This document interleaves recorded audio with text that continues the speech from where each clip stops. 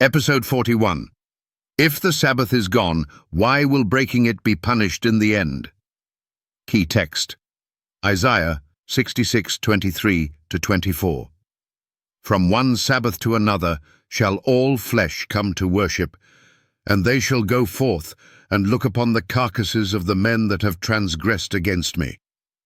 If the Sabbath was abolished, irrelevant, or just for the Jews, then why does Isaiah 66:23-24 describe a future where those who keep it live and those who break it perish? Let's read it carefully. From one Sabbath to another shall all flesh come to worship before me, saith the Lord. And they shall go forth and look upon the carcasses of the men that have transgressed against me. Two groups, two destinies, one line of division, and it involves the Sabbath.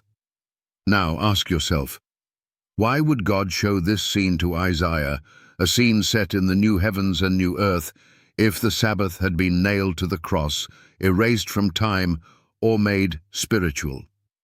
This is not Old Testament ritual. This is eternal reality.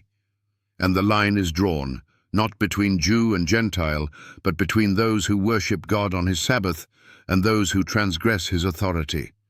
It's a disturbing picture. On one side, worshippers. On the other, carcasses. People destroyed not for being secular, but for rejecting God's commands. And don't miss this, the worship is ongoing, from one Sabbath to another. The punishment is final. A visual reminder that breaking God's law has eternal consequences. So let's make this clear. If the Sabbath was abolished, why does it appear in the new earth? Why is it the rhythm of worship for all flesh? Why are rebels judged immediately after a Sabbath gathering? Because the Sabbath was never abolished. It was never downgraded. It was never fulfilled and forgotten. It is still the seal of God's authority, the only commandment that says who he is, what he made, and why he deserves worship. The devil knows this, and that's why he hates the Sabbath more than any other commandment. It's not just a day, it's a dividing line. Just like in Eden, it's about one command that tests loyalty. In the last days, the final test will not be about murder or adultery.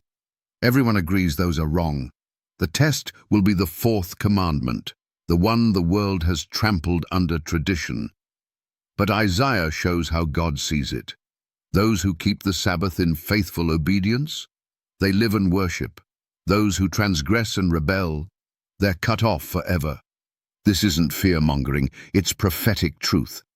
Just like in Revelation 14:12, the saints are identified as those who keep the commandments of God and the faith of Jesus. Not one or the other, not 9 out of 10, but all. And that includes the Sabbath. So what about you? Will you stand with those who gather to worship God on his holy day? Or will you stand among those who dismissed it only to become a warning for others? You can't change God's word. You can't erase his Sabbath.